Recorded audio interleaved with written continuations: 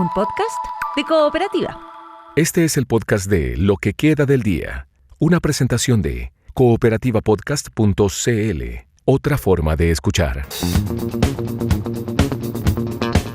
Hola, soy Paula Molina. Muchísimas gracias por estar escuchando este nuevo episodio del podcast Lo que queda del día. Te puedes suscribir y dejar tus comentarios también, son muy importantes para nosotros. Estamos junto a Ulises Aldea y vamos a compartir 2 entrevistas de las últimas horas.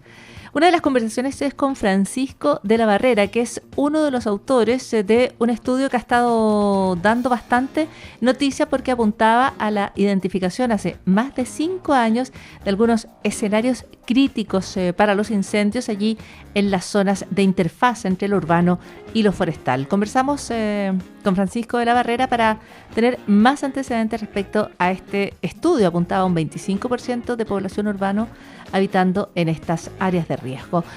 Luego vamos a estar en la conversación con Cristóbal Belolio, académico de la Universidad Adolfo Ibáñez, y algunas opiniones bien interesantes respecto a en qué sentido, qué señales está dejando el gabinete del presidente electo José Antonio Kast. Todo eso en este episodio. Comenzamos con la conversación con el académico Francisco de la Barrera, uno de los autores dentro de este estudio donde participa la Universidad de Concepción y advierte respecto a las amenazas que enfrentaban 3 millones de personas en Chile central en zonas donde convergen áreas pobladas y de vegetación altamente inflamable. Bueno, este estudio buscaba identificar aquellos sectores que están aquellas partes de la ciudad que están tocando con áreas forestales muy densas. Y eso nos permitió detectar algunas zonas urbanas, ¿cierto?, que están mayormente expuestas a incendios forestales y da una cifra sorprendente, que son estos 3 millones de personas que viven en esta condición de exposición o amenaza. Luego esta información, la publicamos, ¿cierto?, la difundimos por ahí, y el Ministerio de Vivienda y Urbanismo, que tiene su sistema de estándares e indicadores de desarrollo urbano, construyó otro indicador donde le daba un poco más de peso a lugares donde habían ocurrido incendios y no solamente donde estaba el potencial, y llega a una cifra un tanto menor. Entonces esa información queda disponibilizada. En algún momento también conversamos de que pudieran quedar los 2 índices, las dos capas de información disponibles para futuros planes reguladores, pero finalmente por un tiempo quedó solamente la que calculó el Ministerio de Vivienda, y posteriormente ya dejó de estar también. O sea, hoy en día no está ninguno de los dos disponibles, pero en algún momento estuvo disponible el de MIMBU, y el nuestro siempre ha estado como a disposición para el diseño de estudios, el diseño de planes, tanto de emergencia como reguladores. Ya, pero este estudio lo que hacía era identificar las poblaciones que ya estaban instaladas en estas zonas donde, exacto, para decirlo en términos muy sencillos, se acerca el bosque a la ciudad, ¿no es cierto?, a las comunidades, a las localidades. Por lo tanto, detecta lo que ya está instalado. No es un estudio previo que pueda permitir, por ejemplo, definir esta es la línea en la cual no hay que, por ejemplo, tener casas, o aquí tiene que haber un cortafuego más amplio. No, esto es una fotografía de lo que ya está en Chile, construido. Exacto, es población que está expuesta, población que está amenazada por incendios forestales, con los datos de ese momento. Hoy en día vive más gente en esos lugares, así que mi colega ahí está actualizando los datos de población, porque con el nuevo censo tenemos mejor información. Ya, y que las personas estén expuestas. Es una cuestión que, en general, ¿a qué medidas lleva? Porque no es fácil, sabemos, incluso en situaciones donde hay riesgos explícitos, ¿no es cierto?, quebradas, qué sé yo, no es fácil decir a las personas tienen que moverse de aquí, donde ustedes crecieron, donde ustedes han instalado, donde sus familias están. ¿Qué es lo que en general se puede hacer cuando tienes comunidades que están en las cercanías de los bosques? Es muy difícil que las personas dejen sus casas. ¿Cuál es el camino? ¿Cuáles son las medidas que uno puede tomar a partir de un estudio como el que ustedes tenían? Claro, efectivamente, la gente no se va a ir de ahí.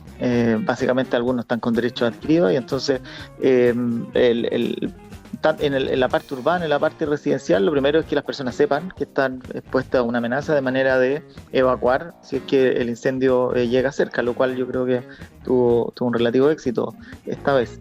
Luego está que puedan preparar sus viviendas, pero eso ya depende muy del nivel individual, personal, familiar, cómo ellos preparan sus viviendas. Sé que Corfo también ha estado difundiendo algunas guías, algunas recomendaciones para prepararlas mejor.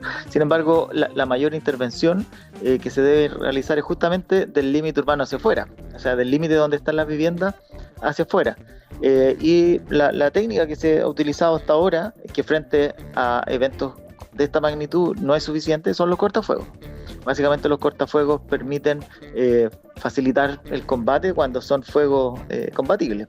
En este caso llegaron fuegos demasiado fuertes que venían de grandes distancias y que deja muy claro de que la prevención de incendios, en particular para esa zona poblada, no basta con este cortafuego de 20, 40 o 80 metros, sino que o son mucho más grandes, del orden de 400 metros, o bien, y que es lo más relevante, hay que empezar a trabajar hacia adentro, es decir, hacia adentro de la zona rural, disminuyendo la densidad de la vegetación, especialmente en plantaciones forestales, evitando la acumulación de rastrojos de vegetación, que fue un caso que ocurrió precisamente en Penco, y fortaleciendo otras actividades o otras ocupaciones del territorio que pueden hacer disminuir el riesgo de incendio, como es, por ejemplo, el pastoreo estratégico con cabra, o la reincorporación de la ganadería, o incluso que las municipalidades puedan conformar parques periurbanos en ese sector. Lamentablemente,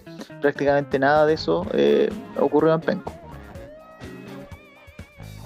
¿Y por qué no se hace nada de eso? Porque el plan sirve de base para estudios de riesgo, para un nuevo plan regulador metropolitano de Concepción, y yo entiendo que tú participas en eso. Pero ¿por qué no se toman las medidas, por ejemplo, en Penco?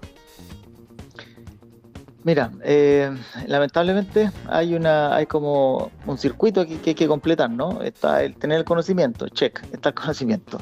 Está que ese conocimiento se difunda, se conozca, haya sensibilización por el tema, check. También eso está como bastante bien logrado aquí en Concepción y en otros lugares también.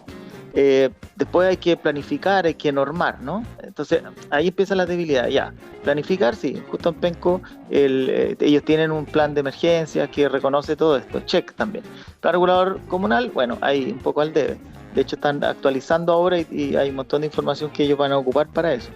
Después ya viene el problema de normar, ¿no? Ya me imagino que han discutido el tema de la ley de incendios, que básicamente deja como expuesto o deja con claridad de que solamente los privados pueden intervenir dentro de sus predios, ¿no? Y la idea de esta ley es que se les puede obligar a los propietarios de esos predios a ejecutar algunas acciones preventivas, especialmente por estar cerca de área urbana. Y luego está el empujar otro tipo de medidas, pero todo eso topa con el eterno problema de nuestro país, de nuestras regiones, que es que no se dispone de recursos. Es decir, ¿qué es lo que falta? Falta implementar, ejecutar acciones en el territorio. Para eso se necesitan muchos recursos económicos, materiales y profesionales. Y si pensáramos en cuáles son esos recursos, ¿a dónde deberían ir esos recursos? Cuando faltan recursos, ¿es falta recursos para qué? Faltan recursos para hacer mejores cortafuegos, faltan recursos para, por ejemplo, preparar mejor las viviendas, o faltan recursos para que esos cortafuegos no sean tan angostos, sino que poder intervenir hacia arriba, ¿no? Por ejemplo, intervenir en zonas forestales que tienen una muy alta densidad de vegetación, que no están siendo activamente manejadas y que, si no se manejan, generan un escenario de mayor riesgo, porque acumulan combustible que hace que los fuegos sean más voraces, sean más rápidos, liberen más pavesa. Para eso se necesita hacer gestión de la vegetación. Básicamente se necesita volver a trabajar esta área rural que por tanto tiempo pareciera quedar abandonada, como si no fuera parte de nuestra cotidianidad del urbano. Y lamentablemente prácticamente todos los años estamos teniendo un recordatorio de que el estado de esa zona rural define el estado de la zona urbana. Si ya ha pasado el incendio, con los enormes costos que se están observando, partiendo por las 20 personas que pierden la vida, pero las casas que resultan destruidas, Lirquén prácticamente irreconocible, Punta de Parra, Florida, en fin. Estaba la advertencia respecto a Penco, respecto a Tomé, que son comunas que están en mayor riesgo. Ahora que viene una reconstrucción, ¿qué de lo que está en el estudio se podría aplicar? ¿De qué manera esa reconstrucción podría evitar que esto volviera a ocurrir?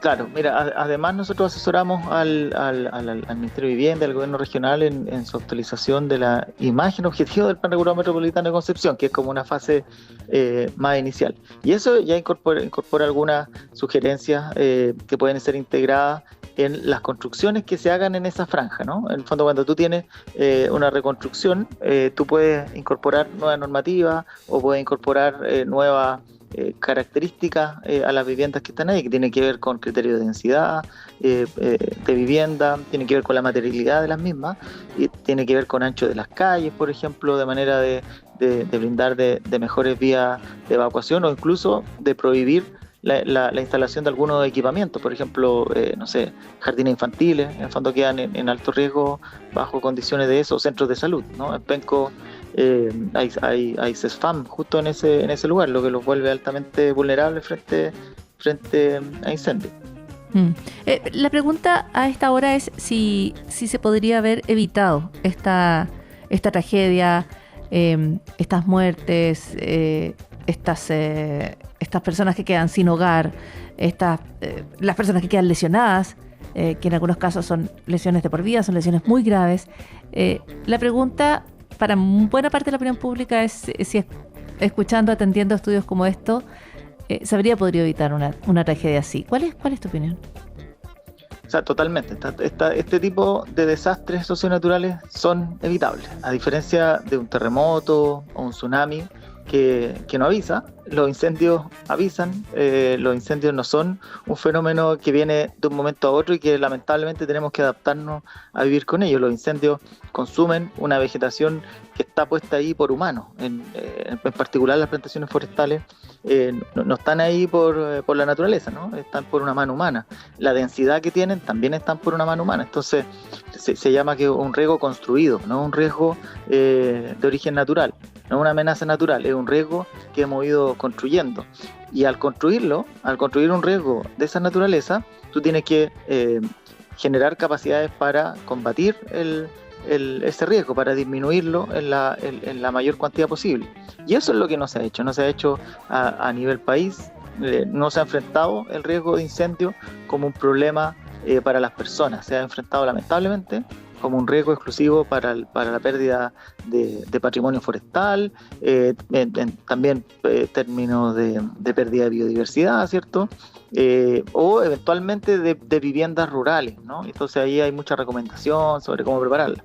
Pero pareciera que no es un problema urbano, y los incendios forestales son un problema urbano, por lo tanto, son un problema que las ciudades como tal tienen que abordar, y la tienen que abordar fuera de la ciudad, porque lo tienen que ir a abordar dentro de ese sector rural. Y eso no se ha hecho. Como no se hace, nunca, claro, no se hace. Entonces, ahora, como no se ha hecho, es que no lo hemos evitado. O sea, hemos estado a merced de que algunos de los 6.000 incendios que se provocan al año logren escaparse, logren tener voracidad y el viento sea favorable y los conduzca hacia ciudades. Esto en Penco podría haber pasado muchas veces antes. Estás escuchando el podcast de Lo que queda del día, una presentación de cooperativapodcast.cl. Continuamos ahora con la conversación sobre el primer gabinete de José Antonio Kast, un gabinete marcadamente personalista, donde muchos de sus integrantes son independientes de los partidos políticos, pero cercanos al presidente electo. Un gabinete además orientado a la reactivación económica. ¿Qué otros patrones se pueden identificar dentro de esta selección de ministros y ministras? Lo conversamos con el académico de la Universidad Adolfo Ibáñez, Cristóbal Velorio. Fíjate que yo no creo que sea tan fácil de leer, ¿eh? Hay algunas señales un poquito desconcertantes. Así que si hacemos el esfuerzo de encontrar patrones, que es un poco cuando uno dice, bueno, haz un análisis general, uno busca patrones, ¿cierto? Exactamente, coincido contigo, es como desconcertante en varios aspectos, es difícil. En algunas cosas. Sí. Bueno, y podemos ir viendo también en qué cosas lo es, ¿cierto? En el sentido, la primera observación que todo el mundo ha hecho es que son muchos independientes y muy pocos militantes de partido. Eso está claro. Y eso sin siquiera considerar, que es una cuestión que no tantos han notado, que los partidos a los cuales pertenecen los ministros y ministras designados por el presidente electo también están a punto de desaparecer. O sea, podríamos quedarnos de 8, podríamos quedarnos con 3 más o menos, porque... O sea, podrían ser más independientes de lo que parece. El Partido Radical debería extinguirse de acuerdo a la ley, ¿cierto? Porque no logró el umbral bueno, debería extinguirse hace mucho tiempo, digamos, pero no cumplió los requisitos legales. Esa es otra conversación, pero por requisitos legales está como en camino a extinción. Demócratas también. Demócratas también. Evópoli está en una situación compleja también. El Partido Social Cristiano de la ministra de la Mujer, que ha sido tan controvertida, tampoco cumplió con los requisitos mínimos. Es decir, son varios partidos los que no estarían logrando con el umbral mínimo, y si sacas a todo eso te quedarían básicamente los 2 de Republicanos, el de la UDI y el de RN, que serían 4 y ni siquiera 8. Pero bueno. Eso, y Cristóbal, ¿y por qué, considerando que era tan claro que en Chile Vamos había tanta intención de sumar al gabinete, considerando que hubo personas que incluso, yo diría, con un costo político personal, el caso de Codina, por ejemplo, cruzaron el río incluso antes que Chile Vamos para ir a dar su apoyo rápido a José Antonio Kast? ¿Por qué darle espacio a representantes de partidos que, como tú dices, por una cuestión legal van extinguiéndose, y no, por ejemplo, hacer más concesiones a Chile Vamos o haber incorporado Codina, que podría haber sido también una carta, ¿no? Fue un muy temprano apoyo para José Antonio Kast.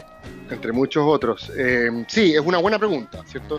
Yo sé que en algunos casos hubo conversaciones, no sé por qué no estuvo Rodrigo Álvarez, es otro de los que dio un paso bien anticipado, muy respetado transversalmente en el mundo político. Hay gente que dice que tuvo razones, digamos, personales, quizás lo que uno hace en el mundo privado es lo suficientemente, te recompensa lo suficiente como para dar este paso, no lo sé, no tengo idea. Hay otros que seguramente estarán esperando otro tipo de nominaciones, ¿cierto? Hay varias cosas que todavía faltan por decidir, pero lo que es cierto es que el presidente pierde una oportunidad de generar alianzas más estables con partidos que tienen representación parlamentaria. Para eso sirve tener, cuando uno tiene una coalición, sirve tener ministros que pertenezcan a partidos para poder tener la lealtad de esos partidos que se expresa a través de su función legislativa, ¿cierto? Y en ese sentido el presidente prescinde un poco de eso, quizás porque lo da por descontado, no lo sé. Lo bueno de tener ministros independientes es que por las mismas razones no tienes que negociar con nadie su permanencia. Son fusibles, que responden solamente a tu confianza, y cuando sientas que son desechables, los cambias por otros sin tener que pedirle permiso a nadie, ¿cierto? O sea, esto tiene pros y contras, ¿cierto? Así que me imagino que lo que está haciendo el presidente electo es enviar una señal de que este es un gabinete de personas que responden exclusivamente a él, que aquí no son los partidos los que determinan el funcionamiento del gobierno. Aquí el contraste típico es como con Frei y Ruiz-Tagle, ¿cierto? El primer diseño de Frei Ruiz-Tagle, algunos se acordarán, otros no, era un gabinete donde en el comité político estaban todos los presidentes de los partidos de la Concertación, o sea, de los miembros de la directiva de los partidos, a ese nivel, digamos. Este yo creo que es el caso más claro que se distancia de ese modelo, con muy poca presencia de partidos, incluso con muy poca presencia de republicanos, que uno diría, bueno, es el partido del presidente, y esto demuestra que Republicano en realidad es un proyecto político que siempre se generó en torno a José Antonio Kast. No viene de antes, no tiene un espesor doctrinario, una textura organizacional que haga que exija cosas por sí mismo. Exige lo que es lo que José Antonio Kast dice y sería, ¿cierto? Entonces me parece en ese sentido es un diseño bastante personalista, donde el poder está súper concentrado en el presidente, y por lo tanto hay que tener ojo a lo que ocurre en el famoso segundo piso, que es el que trabaja para el presidente. Ya, pero lo que está diciendo Kast un poco es este gabinete se vincula a muchas cuestiones de distinto tipo, pero sobre todo y principalmente se vincula a mí. Este es un gabinete relacionado con mi persona. Esta es una extensión un poco de mí y de mi voluntad. Eso es lo que está diciendo, es como poder personal. Me da la impresión a mí que ese es el mensaje que dio ayer. Y hay un segundo mensaje, que me parece que el segundo patrón, ya que estamos hablando como de patrones, dentro de lo raro que es, el segundo patrón yo creo que este es un gabinete que más que estar pensado en torno a la idea de orden público y seguridad nacional, ¿cierto? No un gabinete de portonazo, no un gabinete contra la inmigración, es un gabinete de reactivación económica. Es un gabinete donde gran parte de los ministros, no solo los dos que forman parte del tradicional equipo económico, Hacienda, Economía, sino que incluso ministros sectoriales han dicho que su vocación es marcadamente facilitar la vida de los negocios, traer inversión. Piensa, por ejemplo, el nombramiento del canciller, que de relaciones internacionales conoce poco, pero de lo que sabe es hacer negocios, ¿cierto? Él fue presidente de la Cámara Chilena Norteamericana de Comercio, por lo tanto su función es traer lucas. La ministra de Medio Ambiente, uno diría, bueno, ¿qué importa? En otros gobiernos la ministra de Medio Ambiente tiende a ser la que se preocupa, ¿cierto?, de salvar la naturaleza para que el progreso, el puede ser un contrapeso, claro, regulatorio, en fin. Aquí ella lo que dice ayer en su presentación oficial entregada por la oficina del presidente electo es: yo aquí voy a hacer que esta cuestión sea neutra y técnica para facilitar, digamos, la vida económica del país, ¿cierto? Es decir, gran parte de los ministros tienen incluso en ciencia, si bien tiene un doctorado, no se dedica a la academia, se dedica al emprendimiento. Es decir, parece que en todos los ministerios hay un mensaje de ir contra la permisología y tratar de facilitar el clima de negocios en Chile.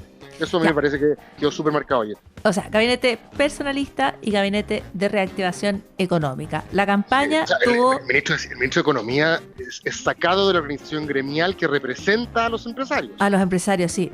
Bien sorprendente. O sea, aquí claramente lo que se privilegia es el buen vínculo con el sector privado, eso está claro. Que está bien en la lógica política del propio José Antonio Cast. Sí. Y, muy consistente con lo que él dijo en el gobierno. Es consistente con él, cabrón. Nadie se va a sorprender como no. Cast es súper consistente, incluso ahora está en la zona de los incendios y lo que enfatiza es colaboración pública-privada, el papel de los privados. Esto es como si en un gobierno de izquierda tú pusieras ya al dirigente de la CUT en trabajo, aquí te pusieron al dirigente, ¿cierto?, de la CPC en economía. Y en minería, que no resultó, digamos, porque se chingó, el mensaje era el mismo. Pues sacaste un tipo que se estaba dedicando a eso. Gerente de una minera, sí. Así que era finalmente que no resultara eso de otro punto, pero el mensaje iba por el mismo lado. Ya, oye, una declaración que llama la atención hoy es que José Antonio Cast, el presidente electo, dice que él siente orgullo cuando se habla de los ministros y se habla de exministra de Bachelet, exministra de Ricardo Lagos. ¿A quién le está entregando ese mensaje hoy día, José Antonio Cast? Es terrible. Hoy día se vuelve orgulloso. Pero bueno, todo el mundo de la derecha también ha ido cambiando su percepción histórica respecto a lo que fueron esos años. ¿Qué duda? Yo que crecí en el ser una familia de derecha y se despotricaba contra él, Winfrey, Lago, y hoy día se habla de ellos como los grandes estadistas. Ojalá pudiésemos volver a sus tiempos, ¿cierto? Entonces, en general, toda la derecha yo creo que tiene esa mirada y un poco nostálgica y yo creo que Cast navega un poco entendiendo que eso no le va a significar, yo creo, ampliar necesariamente en términos de adhesión popular su gobierno, porque ahí no hay votos. A propósito de la talla del Partido Radical o de Demócratas, ahí no hay votos. Hay muchas cartas al director, pero ahí no hay votos, ya lo sabemos. Tampoco es que vaya a generar mucho músculo en el Congreso, porque el radicalismo, si no me equivoco, quedó reducido a 2 diputados. Puede que esos 2 sean clave, quizás, una de esas. No sé si Campos viene con esos votos o no. Ignoro si Jimena Rincón viene con el voto de Matías Walker o no. Me imagino que algo de eso tiene que haber, porque es un voto importante en el Senado. De otra manera no me lo explico mucho. Quizás prefirió tenerla adentro que afuera, porque afuera hace más ruido. No lo sé. Yo en general creo que aquí uno tiende a veces sobreestimar ese tipo de señales, y las cuestiones pueden ser por razones más pedestres, pero es la lógica que le veo. Lo que pasa es que en términos de ampliarse hacia el centro, porque recordemos que José Antonio Cast se presenta y crece como una figura más a la derecha de la derecha tradicional, pero cuando llega al poder sale a reivindicar a la exconcertación, o sea, se salta a la centro derecha para irse más al centro, digamos, podría decir uno, ¿no? ¿Qué duda cabe de que en Renovación Nacional habrían considerado que una señal más hacia el centro habría sido un ministro de RN en el comité político y no más integrantes del gabinete que hubieran sido parte de los gobiernos del Lago Bachelet, ¿no? Si lo queremos ver con calidad interpretativa, podemos decir que está tratando de reconstruir el arco del rechazo. Y figuras como Rincón y Campos si bien no tienen, insisto, gran caudal electoral propio en sus partidos hoy, ni andan con una mochila de votos en el Congreso, sí representan simbólicamente la amplitud que significó el arco del rechazo respecto a lo que ha sido la derecha históricamente en Chile desde el 90. Eso puede ser. Y eso es muy consistente con lo que ha dicho Esquella. O sea, sí. siempre se habló de que el eje para ellos es el del rechazo. Sí, yo creo que eso es consistente. Ahora, la figura quizás más a la izquierda de este gabinete no es Campos ni Jimena Rincón, es Francisco Undurraga. Desde el punto de vista relevante. Claro, o sea, si se trata de batalla cultural, ¿cierto? Es el que más hace ruido en el sector más doctrinario de la derecha, porque vota a favor de la identidad de género. A todo esto, Pancho Undurraga es de los pocos Evópolis que tenía edad para votar en el plebiscito del 88 y lo hizo por el no. O sea, por eso te digo que tiene más credenciales para estar a la izquierda de algunos de los otros. Pero esta es la figura, esta es la figura de la izquierda, y esta es la figura que tú dices que está más doctrinariamente desalineada con la derecha y la derecha más radical. Pero ¿en comparación a qué? Déjame decirte en comparación a qué. Ya. En comparación a, por ejemplo, a ver, los presidentes hacen lo que quieren, ¿eh? Aquí no estoy diciendo yo qué es lo que deben o no deben hacer. Los presidentes hacen lo que quieren. Pero para recordarte, para hacer memoria, Piñera II, cuando asume, pone una serie de ministros que era evidente que iban a causar escozor en la izquierda, ¿cierto? Pone, por ejemplo, en educación a Gerardo Varela, que se había dedicado los 4 años antes a hacer pebre al movimiento estudiantil, y lo pone ministro de Educación, ¿cierto? Pone a Isabel Pla en Ministerio de la Mujer, sabiendo que se oponía al aborto de 3 causales, que era la causa insignia del feminismo y de Bachelet II, ¿cierto? Pone a Roberto Ampuero en Cancillería, sabiendo lo que significa para la izquierda un converso. ¿Se me entiende el punto? ¿No? O sea, pone gente que sabía que iba a causar garrocha. Ayer Kast hace lo mismo, ¿cierto? Pone en el Ministerio de la Mujer, o sea, Isabel Pla queda, pero la más liberal de las liberales al lado de la nueva ministra de la Mujer, que es abiertamente evangélica, ¿cierto? Que cree que probablemente gran parte de la agenda feminista o la agenda del progresismo en materia de igualdad de género debe ser pecaminosa. Entonces, lo ha dicho públicamente, esto no es una caricatura, lo ha dicho, lo ha gritado en las gradas del Congreso, digamos. Lo que ya ha generado las resistencias de ese mundo. En el caso de educación, María Pajarsola tiene credenciales técnicas en el sentido de que entiende del tema, pero yo diría que está a la derecha del exministro Figueroa, incluso de Marcela Cubillos quizás, en el sentido de que la agenda de libertad de desarrollo va totalmente en contra de ciertos consensos que se generaron en educación en el último tiempo, y especialmente del movimiento estudiantil, que yo creo que se va a reactivar. Y si me permitía añadir un tercero, dos ex defensores de Pinochet, especialmente uno en Justicia y Derechos Humanos, que ya también va a generar ciertas ronchas en el mundo de la memoria. No, eso ya saca críticas, claro. Entonces, te nombré 3 así a la rápida, ¿cierto? Mujer, educación y justicia, que van a levantar que van a levantar molestia en específicos mundos que en los últimos años estuvieron dormidos por razones evidentes, ¿cierto? Y que ahora se van a reactivar. Es lo que yo creo que el presidente lo hace totalmente a sabiendas. Ya, y en ese sentido... Es su estrategia, digamos. Ya, tú dices, esto es parte de una estrategia. Uno podría decir que es un gabinete no solo amplio, sino que con posiciones, uno podría imaginar, bien encontradas entre sus propios integrantes. Estoy pensando en Undurraga y la ministra de la Mujer, por ejemplo. Me da la impresión de que tienen ideas distintas respecto a cuestiones valóricas. Y Undurraga y Produje, que yo creo que se deben haber estado agarrando en Twitter hasta hace 2 semanas atrás. Bueno, ha basureado, yo creo que a la mitad de la derecha por blanda, por liberal, por boutique, o sea... Al propio presidente lo criticó harto, ¿no? Al presidente electo. También en su momento, pero en el último tiempo Produje yo creo que está más a la derecha que Kaiser, así que no creo que haya un problema. Okay.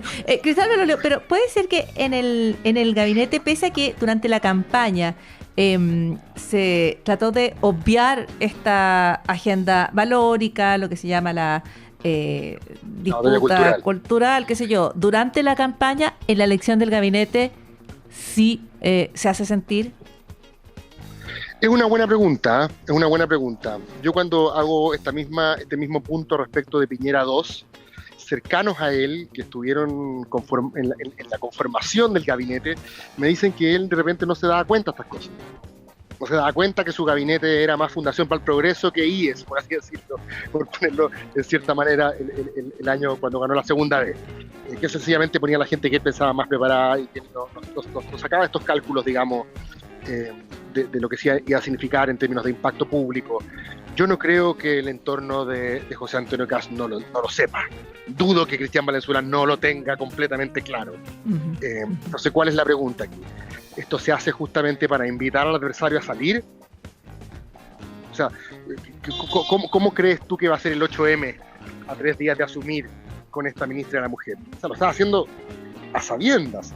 Y lo sabes porque crees que el escenario es lo suficientemente favorable para que salgan a la calle. Vengan, aquí lo estamos esperando. Vamos a ver a quién favorece la opinión pública. O sea, como agudizar las contradicciones, por ocupar un término. De cierta manera, que no es tan distinto de lo que hizo Milei en su momento. Hay cosas que fueron mileístas ayer y otras que fueron nada mileístas. Ayer no hubo motosierra. O sea, la inercia de las instituciones ayer fue bastante clara. De los 25 ministros se mantuvieron los 25, salvo el caso de minería que sabemos que se chingó, pero no hubo fusiones para cortar el gasto. O sea, finalmente hubo ministerios para todo, no hubo motosierra en ese sentido. Pero en otros aspectos sí me recuerda un poco esta idea de Milei de decir, bueno, si me eligieron a mí, porque están cansados de lo woke, de lo feminista, de lo bueno, entonces, bánquensela. Ya. Y en ese sentido habría más pelea valórica, más disputa por el terreno cultural de lo que a lo mejor se prometió en campaña. Oye, una última pregunta. ¿Qué es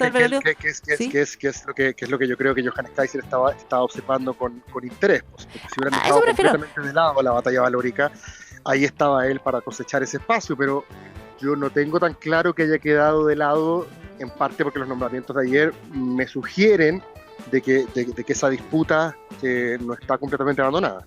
Sí, esa era mi última pregunta. Como tú dices, es un gabinete, o más bien como se desprende de tus declaraciones, es un gabinete como con hartos contrastes, con hartas líneas distintas.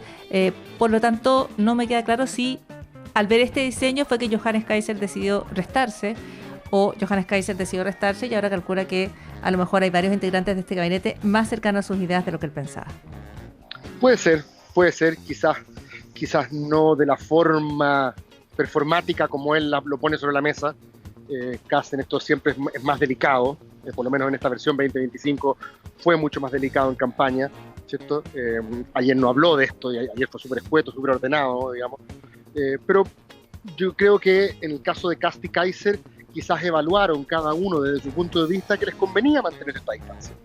Si Kaiser entraba al gobierno, Kast iba a tener un elemento con agenda propia, disruptivo adentro, ¿cierto? Hay pocos a los cuales les resulta eso. Si viajo en el tiempo, me acuerdo de Lagos. Lagos, en el gobierno, cuando fue ministro de Obras Públicas de Frei, fue un ministro con agenda propia, que participó dentro del gobierno y desde ahí discrepó y generó una oposición a Frei. ¿Te acordás? La pelea por Punta P, no, ¿por qué fue? Por una cárcel en materia de derechos humanos. Bueno, yo creo sí. Esa fue quizás la más intensa, pero evidentemente era un ministro con opinión propia, o sea. Exacto. Pero no se da siempre ni resulta siempre. En el caso de Piñera, por ejemplo, Piñera no lo aguantó en su gobierno. A pesar de que habían hartos de repente viejos zorros ahí y ninguno le salió el camino. El caso Frei se lo tuvo que bancar nomás porque la primaria había sido con Lagos, es decir, se generó esa relación. Pero en general yo creo que es muy difícil estar adentro y poder desplegar tu agenda propia y hacer contraste con el gobierno del cual eres parte. Yo creo que Kast dijo, ¿sabes qué? Mejor a este gallo fuera. Nos va a ir bien, lo vamos a achicar, lo vamos a dejar sin agenda. Y por el otro lado, Kaiser debe haber pensado, si estoy adentro, ¿cierto? Me va a consumir este gobierno, me va a consumir la crítica, no le va a ir bien a este gobierno, voy a caer yo también en desgracia, como es tan difícil gobernar hoy día. Aquí termina el podcast de Lo que queda del día. Lo escuchas en vivo de lunes a viernes desde las 4 de la tarde en Radio Cooperativa y todos los días en cooperativapodcast.cl.